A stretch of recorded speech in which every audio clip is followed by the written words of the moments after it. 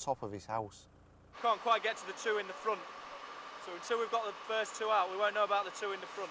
Cat with head stuck in tin.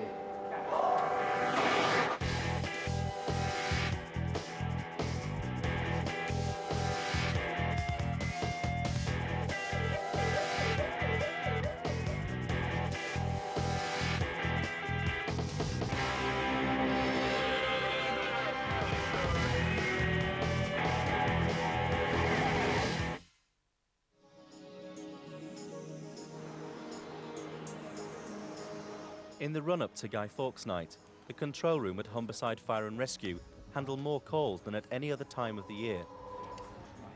On average, they receive 1,400 calls every month. In the 4 weeks leading up to November the 5th, this figure rockets to over 3,000. Alpha 41, Alpha 41, priority. An increase of more than 200%. It's November the 4th, 2004, and over the next 48 hours, our camera crews will follow the work of the entire service, giving an extraordinary insight into the work of firefighters at this busy time of year. Over 2,000 bonfires will light up the skies over East Yorkshire and North Lincolnshire this coming Guy Fawkes Night.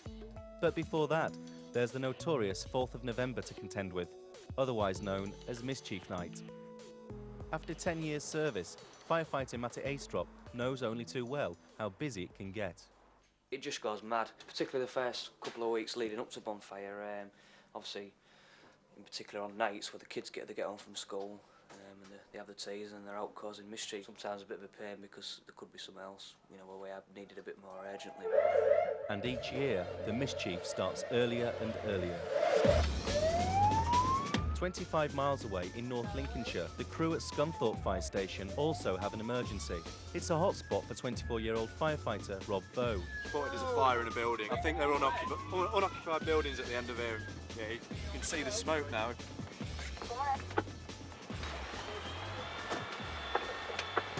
There's often a lot of hypodermic needles and syringes. The derelict factory is a well-used hideout for drug addicts. Rob and the crew need to break in and check nobody is trapped or unconscious from toxic fumes. So take the next left, innit, yeah? Matty directs the crew from Hull Central to their first incident of the day. This is the graveyard here, isn't it? A tree fire. It's clearly malicious, and crew manager Pete Sissons isn't amused. Oh, it's utter stupidity. Probably killed the tree. It's quite a difficult one to put out, really, because the fire's obviously got up and inside the tree where we can't see. I think people burning anything just gets up your nose, but yeah, I suppose, yeah, trees, living stuff, why set fire to it? In a graveyard.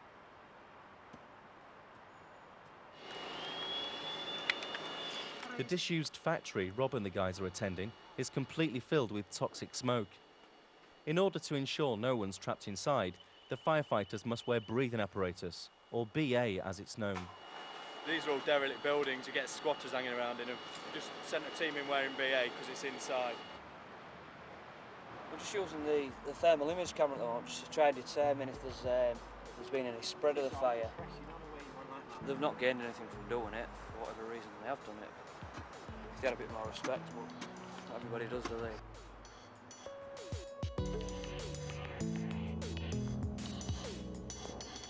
The estates around Hull have already taken a battering in the run-up to Guy Fawkes Night. For the next 2 nights, Senior Fire Officer Paul Dent is another watchful pair of eyes. He's on the lookout for anything that might endanger the celebrations. Well, I've seen some things in my service, but I've never seen a bonfire built on a flat roof of a property before. And he's just asking for trouble. I'll be amazed if that doesn't get set fire to tonight. He's stockpiling wood on top of his house. Never seen anything like that in the whole of my service. Never seen anything like that.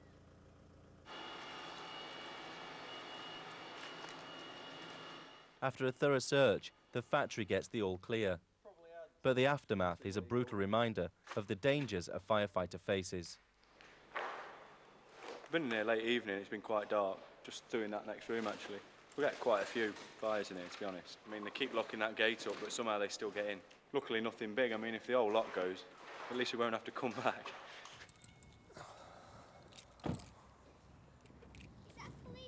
No, it's a fire car. We're from the fire brigade. It's for tomorrow. It's for tomorrow. Do you realise the danger you're causing yourself by storing it up there? And if you don't, move it yourself, and I'll be back within the next hour. I will. I'll have the council come down and move it. You know, I don't want to spoil your son's fun, but it's just ridiculous. Yeah. The last thing I want to be doing is coming here and rescuing you. All right, thanks a lot. Bye-bye. And so the wood comes down. At Fire HQ, Watch Manager Jan Hayton can almost guarantee which areas will be the busiest. And one North Hull station is expecting the run of the calls. Of all the Hull area, Bransholme does tend to get quite a good fair share of its fire calls. You get trouble spots. After 6 or 7 o'clock, that's when the gangs really start congregating, and that's when it's, you know, the boredom factor sets in. The day watch at Bransholme Fire Station are still on shift. They've had a spate of nuisance bonfires in the last couple of hours. But now there's a lull, and Dave Collingwood and his crew can take over. Well, they've been trying to get back, they've been ringing us to get our kit on, but we just, no chance. Dave and the rest of the Bransholme watch take their first shout of the night.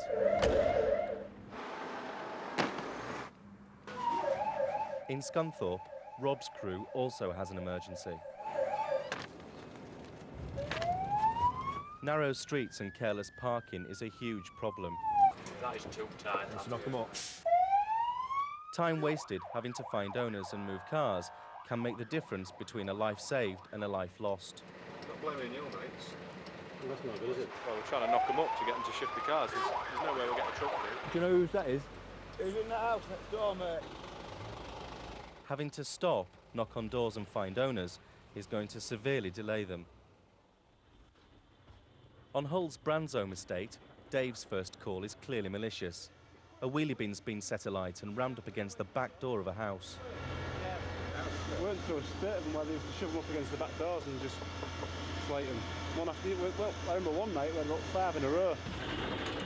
It's going to be a hectic night, so they need to pack up quickly, ready for the next call, which comes immediately. A gang of teenagers have set fire to someone else's bonfire. Come out of the way, fellas, watch your backs. Paul Dent and the Bransholme crew have been sent to check it out.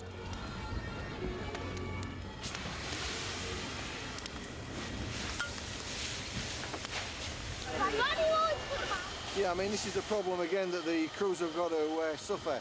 They've come to put the fire out, and now, as you can see, we've got lots of youths and children and approaching the fire scene. And as well as putting the fire out, they've also got to look after the safety, not only their own crew, but the children in the area. Why did you put the fire out? You've got to put the fire out because you've got to protect the public. Why? It's nearly bonfire night. No, it's not bonfire night, is it? Why are they wetting it? Why are they wetting it when it's not even on fire? With that group of youths, as you can see by the side of the car, they were not only rocking the car, but they've spat all over it. Fortunately, it was inside the vehicle and not outside of it, because the last thing I want is to be spat on. Fortunately, the Scunthorpe crew's incident isn't life-threatening. Just as well, because careless parking has made them 10 minutes late. I think it's probably a joyrider's just spun it. So we've just come to clear the petrol up where, because it's on a roundabout. It's obviously quite dangerous with the petrol on the floor on the roundabout. So swill the petrol away and disconnect the battery, so make it safe. Don't know where the driver is, so that's why we think it's probably a joyrider.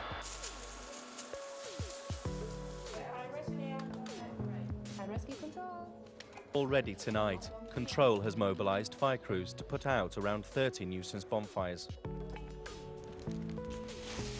Fireworks with the letterbox on the south bank, yeah.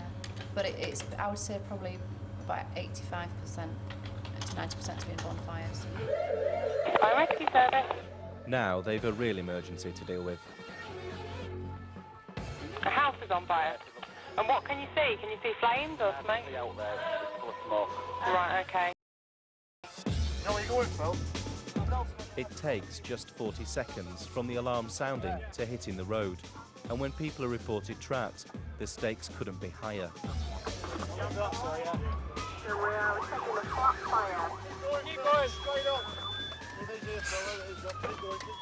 Where we talking? Where we talking? There, look, first floor. First floor left. Mark from the flat above called 999 and has been told to stand outside on his balcony. The crew's immediate priority is to make sure no one's trapped inside. You can still make me patience. All right. How many bedrooms are these, pal? One bedroom.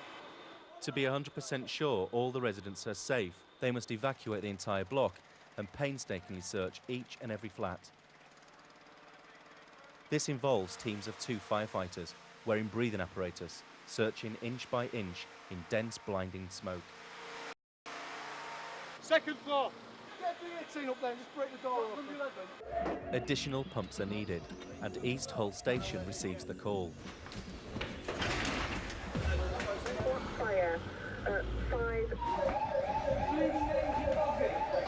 Blue Watch at Brandsome have a different kind of emergency. Cat with head stuck in tin.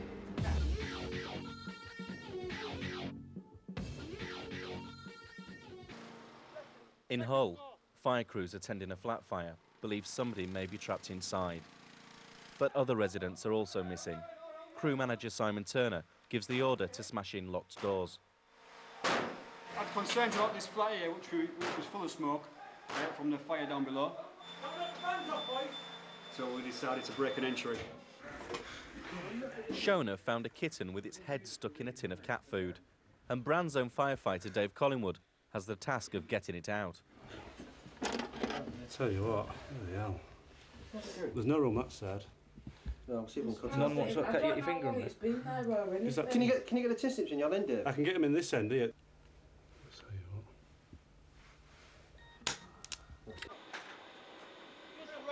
As more crews arrive, the search intensifies. They've no idea whether the owner's out or home and overcome by lethal smoke. No probs. Fire investigator Paul Dent has been called to the flat fire. And he's got 6 sets of breathing apparatus in use, doing a search for the persons that have been reported with inside the building. There goes the ambulance. I'm out in number 11, so that one will be 9, I think. I hope nobody's in any of them, you know what I mean? This isn't a joke, is it? Rip it away. Oh, no, it's too tight. Make that a little bit late. Yeah, there we go. No space every turn. There you go, mate. Hello, mate. Hello. Bring the head down slow. Hello. You're finishing it off? Oh, he's having a little lick here. Wants his last piece, look. The flat fire's out, and nobody's been found inside. Mark, who made the 999 call, can now be rescued. I thought somebody had set a firework off on the stairway. When I opened the door, the smoke just hit me in the face. I knew I couldn't get out that way. So I went and stood on the landing, waited for the fire brigade, and I lit a cigarette up there, and within 5 minutes it was here. I secretly wanted to be rescued. I wanted them to bring me down the ladders, and they did do. Because there was no way I was going out the front door. So much smoke, I would never have made it. Having rescued a cat's head from the clutches of a tin can, Dave and the watch arrived back at Brandsome Station. Horses stuck in rivers and bloody... But resuscitated dogs, everything. See it all.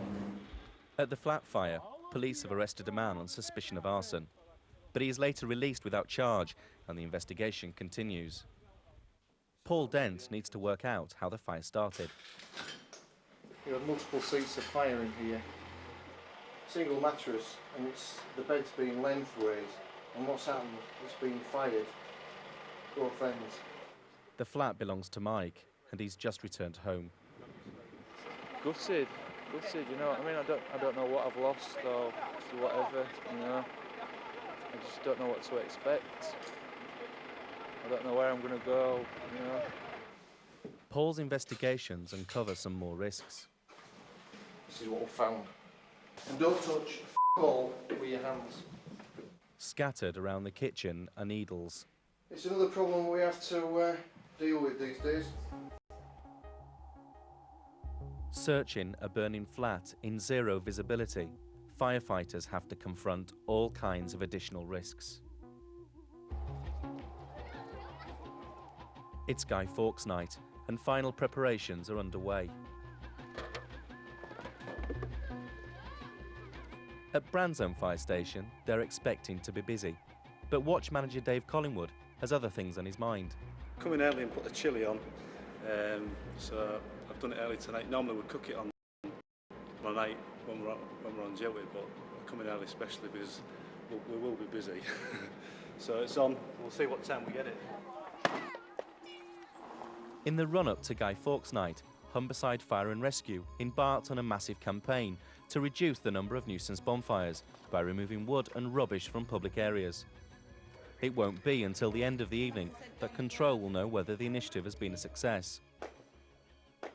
But one thing's certain, tonight will be a busy night for firefighters everywhere.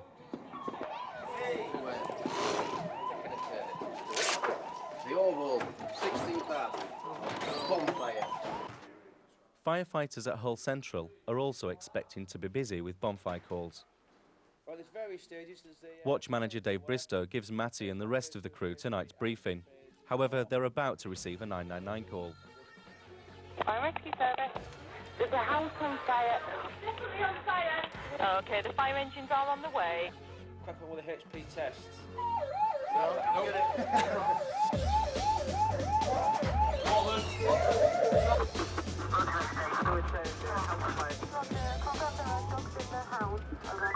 Till 3 going, Scrappy. We'll put our beer on as soon as we know it's a house fire, or fire alarm, and any chance of actually being a job. Residents on Branzome Estate are worried a bonfire is much too close to their property. Dave agrees. Well, it's just a little bonfire. Apparently, we've had complaints, so it's gone out. Not a problem. If people are complaining, that's fair enough. Well, I just live across the road where all smoke's going into my house now, which is marvellous. Matty and the team from Hull Central have arrived at their emergency, a fire in a conservatory. But there's little work left to do, as neighbours took matters into their own hands. And we sat there going, look at all the smoke coming from the chimney, and then I went, they ain't got chimneys. So we came through the trees, I went, it's on fire. The cause was never fully decided, but the fire investigators do know it started in a wooden drawer full of small electrical items. Had anyone been asleep in bed, things could have been much worse. You can just imagine yourself, can't you? You know, you come home from maybe being on a night out and find your house or your home to be in a state like that. It's soul destroying, really. Unfortunately, these things happen. Although the damage is extensive, the news that their dogs are safe will be a comfort to the owners. The Branzome Watch have been rushed off their feet, dealing with fire call after fire call. It's been 2 hours since they last returned to base, and before they do, they need to refill the engine's 300-gallon tank. Needles and all sorts in them now. People just shove it into the cannon. The odd rat now and again as well. That pops out. The guys still haven't eaten. Will they ever taste Dave's homemade chili? Well, I'm Jack and Spuds. A little overdone. Unless you won't get food poisoning. So what happens if you get a cold, eh? That right, she used to have a chanagram. You just found out. That's your fault. While Dave's not had time to stop and eat, 25 miles south at Scunthorpe Fire Station, Rob is having one of the quietest Guy Fawkes nights on record. It's just dead. Some nights you get there, that are really quiet, and then you can be up all night and you can't wait to get to bed. I don't mind being quiet tonight. Sometimes, you know, the day just drags all night. You know, nights just drag out when it's quiet. You know, I like being busy. Off my fence, little. Gareth's called 999 because his dog is frightened. There's noise coming from a nearby bonfire, and he wants Dave to put it out. The dog can't go in the garden because all these idiots making the noise and firing, stinking my house out. That's what's me off. It was in the garden, and they started lighting that, that's why I rang you. It's the smallest bonfire by standards that are going to be tonight. It's a difficult one to call. Putting the fire out could ignite more animosity between the two groups. When they give you a stack, giving you abuse and that, it's just does your head in really. Rob's had a quiet night, but it's about to get busy. There's been a road traffic accident and 4 people are trapped. There's 4 people trapped in the car. You don't know how many paramedics are there, so I mean, when we turn up straight away, we might be doing first aid. We always put surgical gloves on. You can guarantee if there's someone trapped in a car, they're going to be covered in blood. The car's on its side. All the 4 occupants are still in the vehicle. The paramedics are there now, just making sure they're all right. Before the crew can rescue the 4 young men inside, they have to make sure the car won't roll over. Incredibly, everyone's conscious and apparently unharmed. Alpha 3 in. Can you? Roger XTL. Bravo 13 in. This year's campaign to prevent nuisance bonfires seems to have paid off. At Fire Control, Watch Manager Jan Hayton has noticed a reduction in the number of bonfire-related calls. We weren't as busy as we thought we would be, but we still had, it was constant from coming on at 5:30, 6 o'clock, it was constant till gone midnight. So there's still much to do before November the 5th is no longer their busiest night of the year. Rob and the team have made good progress in making the car safe. They're now able to release the 4 occupants and pass them into the care of waiting paramedics. As soon as they get out the car, they're going to put them on a spine board in case they've got any neck injuries or anything like that. Paramedics are going to check them over, but they've got to do it one at a time because they might think they're not injured, but often you get someone that will come out and find out he has actually got an injury or something. You get to some and you just don't know how they've managed to walk out. They're lucky though, they're all very lucky. Because initially we thought one was trapped underneath, but there's only they all walked out, so I don't know how they managed it.